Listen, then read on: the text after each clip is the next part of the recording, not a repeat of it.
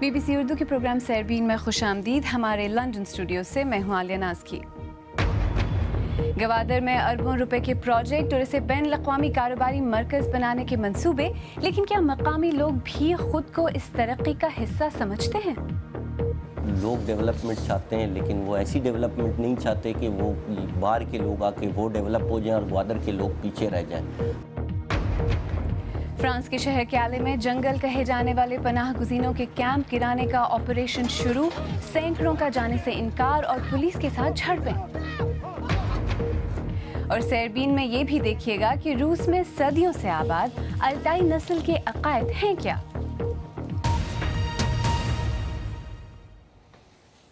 چین پاکستان اقتصادی راہداری یا سی پیک کی بنیاد گوادر پورٹ پر قائم ہے.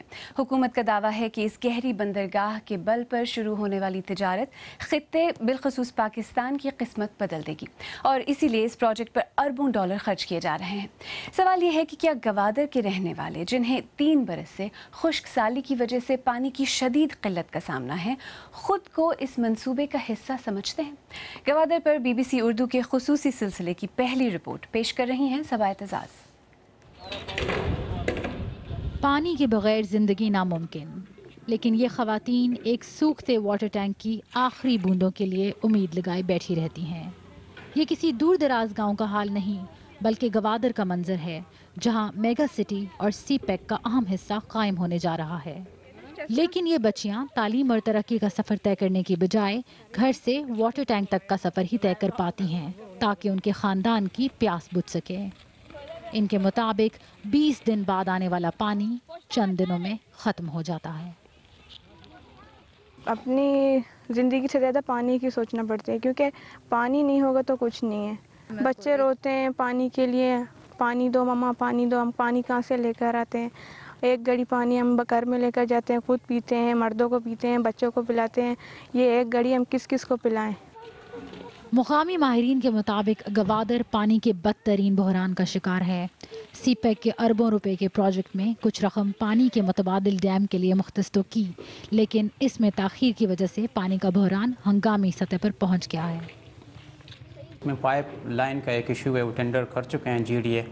وہ GDA کے مطابق 6 مہینے میں 9 مہینے میں یہ تیار ہوگا. یہ سی پیک پروجیکٹ ہے 4 بلین کا، سور ڈیم سے گوادر کے ٹاؤن اور سراؤنڈنگ ایریاز کو پانی دینا. تو میرے خیال میں یہ جلد سے جلد ہونی چاہیے. We are going to make it a mega city, smart city.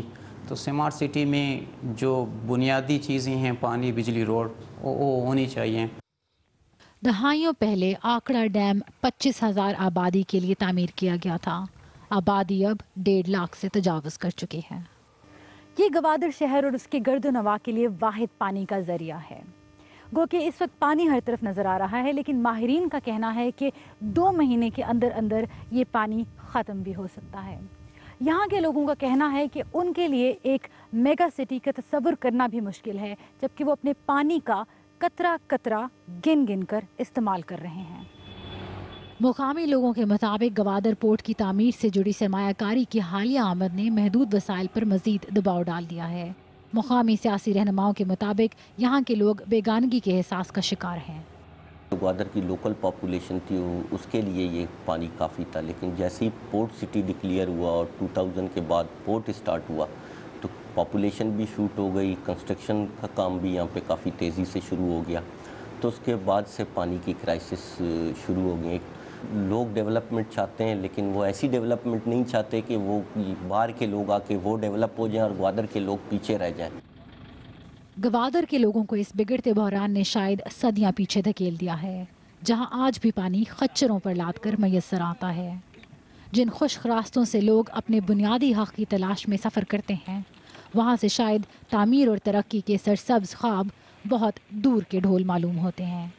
Saba Aitzaz, BBC news, Gwadar.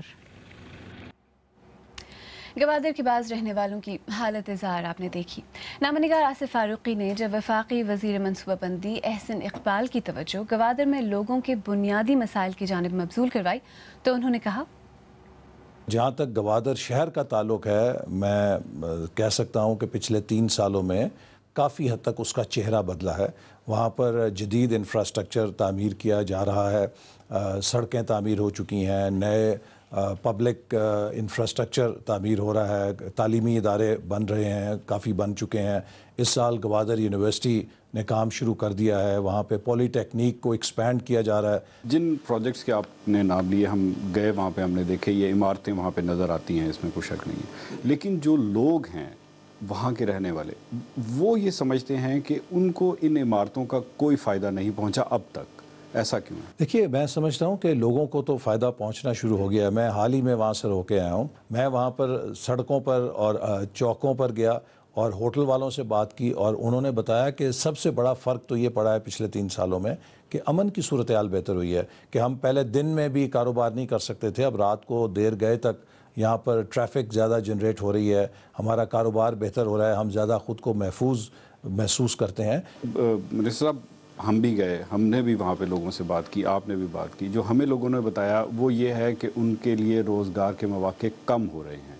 तो जो 10 साल बाद होगा, क्या होगा हमें तो नहीं पता, लेकिन आज जो उनके साथ हो रहा है उस पर तो वो खुश नहीं। यकीनन वहाँ पर कुछ रवायती कुव्वतें मौजूद हैं जो इस बात से खौफज़दा हैं कि अगर गवादर एक इकनॉमिक सिटी बनता है और लोगों को रोज़गार के मौके मिलेंगे, खुशहाली आएगी। जैसे कि अभी हमने जो वहाँ पर लैंड्स एक्वायर की हैं इन फ्री जोन के लिए या बड़े इंफ्रास्ट्रक्चर प्रोजेक्ट्स के लिए, और उन्हें मार्केट रेट के ऊपर किया है, लोगों के पास खुशहाली आई है, लोगों के पास पैसा आया। अगर आप जाएँ नए गवादर में जो नई कॉलोनीज़ बन रही हैं, वो कराची के डिफेंस जैसी वहाँ पर कोठियाँ बना रहे हैं लोग। वो तो उन लोगों के ना जिनके पास पहले से ज़मीनें थी। हम तो उन लोगों की, गवादर के उन पुराने रिहायशियों की बात करें जो मछेरे हैं, उनके ज़मींदार तो नहीं है। जी, उसके लिए भी कोई फायदा नहीं हुआ। उनके लिए भी नई बंदरगाह फिशिंग पोर्ट बन रही है जिसको अपग्रेड किया जा रहा है, जिसमें कि वेयर हाउसिंग होगी, कोल्ड स्टोरेज होगा, ताकि उनकी जो कैच है वो ख़राब ना हो, उसकी वैल्यू प्रिजर्व हो और वो उसके बेहतर दाम ले सकें। लेकिन हसन साहब, ये काम पहले नहीं होना चाहिए था। अब जबकि इतने साल गुजर गए हैं, अब तो लोगों ने महसूस करना शुरू कर दिया है कि उनको इससे तकलीफ हो रही है, अब ये होंगे। देखिए, ये काम तो अभी शुरू हुआ है ना। अभी मैंने आपको जैसे बताया कि गवादर के अंदर तो ना पानी था, ना सड़कें थी, ना बिजली थी। अभी ये बुनियादी इंफ्रास्ट्रक्चर बनाया जा रहा है और ये इंफ्रास्ट्रक्चर बनाने के लिए वक्त लगता है। वो एक जो और शिकवा करते हैं वो ये है कि उन्हें मुलाजमतों में उस तरह से मौका नहीं मिल रहा जिस रफ्तार से तरक्की की बातें हो रही हैं। तो ऐसा क्यों? नहीं, ऐसी बात नहीं है, चूँकि इसीलिए हमारी कोशिश है कि हम सिर्फ वहाँ पे इंफ्रास्ट्रक्चर ना बनाएं, बल्कि वहाँ के नौजवानों को बेहतर तालीम दें, ताकि जो भी रोज़गार पैदा होगा उसमें उनका फ़र्स्ट राइट हो।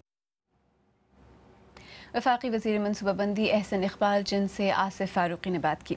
आइए अब दीगर अहम मौज़ूआत पर एक नज़र डालते हैं। फ्रांस में 1200 से ज़्यादा पुलिस और दूसरे हुक्काम ने कैले में पनाह गुज़ीनों के कैंप जंगल को खाली कराने का ऑपरेशन शुरू कर दिया है। हुक्काम का कहना है कि इस कैंप में तकरीबन 7000 अफराद इंतहाई ख़राब हालात में रहते हैं। दर्जनों पनाह गुज़ीन आज सुबह से ही कतारों में लगे हैं ताकि उनके कागजात की जांच पड़ताल की जा सके। इन अफराद को फ्रांस में मौजूद मुख्तलिफ कैंपों में बसों के ज़रिए मुंतकिल किया जा रहा है। तफसील के साथ हुसैन अस्करी। कैले में खुले आसमान तले पनाह गुज़ीनों की लंबी कतारें, मर्दों, बच्चों और कमज़ोर लोगों को मुख्तलिफ ग्रुपों में बांटा जा रहा है। इसके बाद इन्हें अगली मंजिल की तफसीलात दी जा रही हैं। ये एक तेज़ रफ्तार अमल है। कुछ यहाँ से बसों के ज़रिए फ्रांस के मुख्तलिफ कैंपों की तरफ सफ़र का आगाज़ कर चुके हैं। हुक्काम का हदफ है कि जंगल नामी इस कैंप को ख़त्म करने से पहले आज यहाँ से लगभग 3000 लोगों को मुंतकिल किया जाए। लेकिन कुछ ऐसे भी हैं जो नहीं जाना चाहते। ये कह रहे हैं कि इन्हें तो बरतानिया पसंद है, वहाँ सब कुछ है, मैं वहाँ पहले भी जा चुका हूँ और वहीं जाना चाहता हूँ। गुज़िश्ता 2 बरस से अफगानिस्तान, सूडान और इरिट्रिया समेत कई ममालिक के तारकीन वतन के लिए ये कैंप कशिश का बाइस रहा है। बरतानिया पहुँचने से पहले ये इनका आखिरी पड़ाव था, लेकिन अब इनमें से अक्सर की उम्मीदें ख़त्म हो रही हैं। फ्रांसीसी हुकाम का कहना है कि वो लोगों को यहाँ से निकालने के लिए ताकत का इस्तेमाल नहीं करना चाहते, लेकिन जो यहाँ रुकने की कोशिश करेंगे उन्हें पुलिस की कार्रवाई के बारे में खबरदार कर दिया गया है। यहाँ पहले ही कशीदगी के आसार हैं और ये खदशा भी कि इस तरह का एक और जंगल कहीं और न बन जाए। Hussain Askari, BBC news. माहौलियाती तब्दीलियों पर नज़र रखने वाले साइंसदानों का कहना है कि फ़ज़ा में कार्बन डाइऑक्साइड बुलंद तरीन सतह पर पहुँच गई है। आलमी इदारे मौसमियात की रिपोर्ट के मुताबिक फ़ज़ा में कार्बन डाइऑक्साइड की मिक़दार सनती दौर से पहले के मुकाबले में अब 44% ज़्यादा है और अगली कई नस्लों तक इसमें कमी का इम्कान नहीं है। इंडिया की मशरक़ी रियासत उड़ीसा में पुलिस का कहना है कि माओ नवाज बागियों के साथ एक झड़प के बाद 23 बागियों की लाशें मिली हैं। इनमें 6 ख़वातीन भी शामिल हैं। इस लड़ाई में special anti Maoist police force के 2 एहलकार जख्मी हुए। हुकाम का कहना है कि मज़ीद माओ नवाज बागियों की तलाश में इलाके की सख्त निगरानी की जा रही है। अमेरिका में वियतनाम की जंग के बड़े मुखालफिन में से एक टॉम हेडन 76 बरस की उम्र में कैलिफोर्निया में इंतकाल कर गए हैं। टॉम हेडन का नाम अमेरिका के सियासी मंजरनामे में उस वक्त मशहूर हुआ जब उन्होंने शुमाली वियतनाम का दौरा किया। 60 की दहाई में वियतनाम पर अमरीकी यलगार की मुखालफत करने पर उन्हें गद्दार कहा गया। BBC उर्दू के प्रोग्राम सरबीन में आगे चलकर देखिएगा पाकिस्तान के कबायली इलाकों में पहली यूनिवर्सिटी जहां आज से क्लासेस का आगाज हो गया है। और मुलाकात करेंगे रूस की कदीम अल्टाई नस्ल की बाबा टासिया से, जो बताती हैं कि आखिर उनके सफ़ेद अकायद हैं क्या।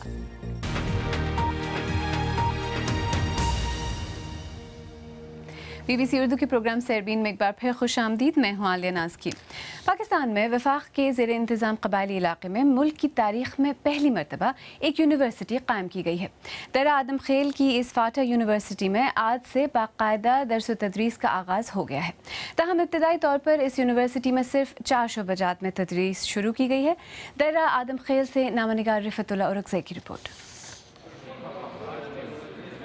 फाटा यूनिवर्सिटी में तालीमी साल के आगाज़ पर पहले रोज़ तलबा की हाज़िरी कम रही, ताहम यूनिवर्सिटी आने वाले बेशतर तालिब इल्मों के चेहरों पर खुशी के आसार नुमाया थे। यूनिवर्सिटी में दाखिला लेने वालों में अक्सरियत का ताल्लुक कबायली इलाकों से है, लेकिन हैरानकुन तौर पर इनमें कोई खातून शामिल नहीं, जबकि स्टाफ के मेंबरान में भी किसी खातून का इंतखाब नहीं किया गया है। एग्रीकल्चर में भी मेरा एडमिशन मिला है, पेशावर यूनिवर्सिटी भी मिला है और भी प्राइवेट यूनिवर्सिटी हैं, लेकिन सर मैं फाटा यूनिवर्सिटी में इसलिए आया हूँ कि फाटा यूनिवर्सिटी को तरजीह देनी है। हमारी यूनिवर्सिटी है, फाटा की यूनिवर्सिटी है, तो फाटा के लोग यहाँ आते हैं, एडमिशन एजुकेशन हासिल कर सकते हैं, तो इसको तरजीह देनी है सर। तो इसलिए मैंने वहाँ छोड़ दी और फिर इसलिए आया। चंद कमरों पर मुश्तमिल इस यूनिवर्सिटी में इब्तदाई तौर पर 4 शोबे कायम किए गए हैं, जिनमें business administration, sociology, political science और रियाजी शामिल हैं। इन तमाम शोबों में 4 साला BS प्रोग्राम का आगाज़ किया गया है। ये यूनिवर्सिटी जो है इस सारे फाटा रीजन में हायर एजुकेशन की एक इब्तिदा करेगी। वहाँ के जितने भी कॉलेजेस और पोस्ट ग्रेजुएट कॉलेजेस हैं, हम कोशिश कर रहे हैं कि वो हम अपने उसमें दायरे इख्तियार में लाएं और वहाँ अपने जो भी हमारे पॉलिसीज़ हैं और सारा कुछ जो हायर एजुकेशन कमीशन इम्प्लीमेंट कर रही है वो हम वहाँ भी इम्प्लीमेंट करें। इस यूनिवर्सिटी में कबायली इलाकों के तलबा की हौसला अफजाई के लिए 50% नशिस्तें उनके लिए मुख्तस कर दी गई है, जबकि उनको फ़ीसों में भी रियायत दी गई है ताकि फाटा के तलबा को ज़्यादा से ज़्यादा तालीम के मौके फराहम किए जाएँ। फाटा यूनिवर्सिटी को इस आर्जी इमारत में कायम किया गया है। बज़ाहिर नाम तो इस यूनिवर्सिटी का दिया गया है, लेकिन यहाँ तलबा और असातिज़ा के लिए उस किस्म की सहूलियात नहीं है जो आम तौर पर आला तालीमी इदारों में होती हैं। रिफतुल्लाह औरकज़ई, BBC न्यूज़, दर्रा आदम खेल। आइए अब देखते हैं कि हमारी वेबसाइट bbcurdu.com पर कौन सी खबरें ज़्यादा पढ़ी जा रही हैं। पाकिस्तान और वेस्ट इंडीज़ के दरमियान जारी दूसरे टेस्ट मैच के चौथे दिन की टेस्ट रिपोर्ट, चाय की तारीख पर सलमा हुसैन का कॉलम और 5 साल तक सोमाली क़ज़ाक़ों की क़ैद में रहने वाले बहरी जहाज़ के अमले की कहानी, ये खबरें और आर्टिकल्स दिलचस्पी से पढ़े जा रहे हैं। रूस में तकरीबन 200 नस्ली गिरोह और कई ज़बानें हैं। इनमें अल्टाई नस्ल के लोग जनूबी सर्बिया के पहाड़ी इलाके में वाक़ अल्टाई रिपब्लिक के बाशिंदे हैं। बुनियादी तौर पर ये खाना बदोश हैं और तकरीबन 300 बरस से रूस का हिस्सा हैं। अल्टाई खातून बाबा टासिया अपने काम और फितरत के साथ अल्टाई ताल्लुक़ को यूँ बयान करती हैं।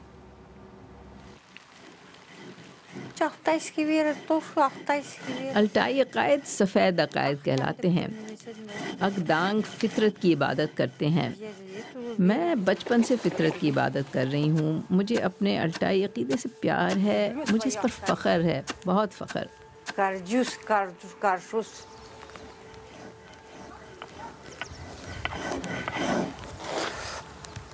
Qaten solap keltiray tabaru tolxola törül altay tuta. Sevgim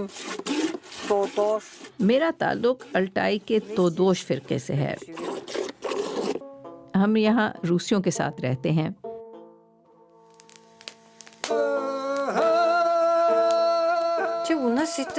यहाँ रूसियों का अल्टाइयों के साथ सलूक अच्छा है। ये बाड़े हैं जहाँ अप्रैल और मई में बकरियाँ और भेड़ें रखी जाती हैं। यहाँ मैं भेड़ की खाल तैयार करती हूँ और फिर ये नरम हो जाती है।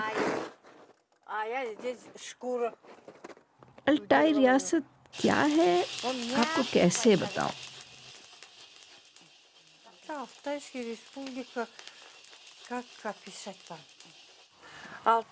आज हम अल्टाई में नए चांद, पूरे चांद का जश्न मना रहे हैं।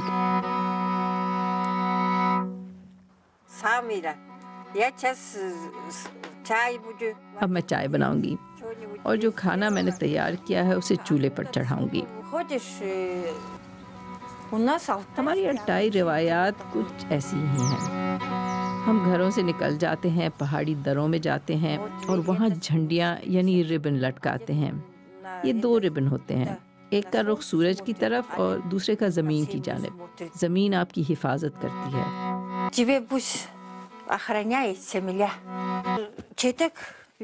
ये चेचडेक है। पहले ये रोज़मर्रा का पहनावा था, मगर अब सिर्फ शादी के मौके पर पहना जाता है।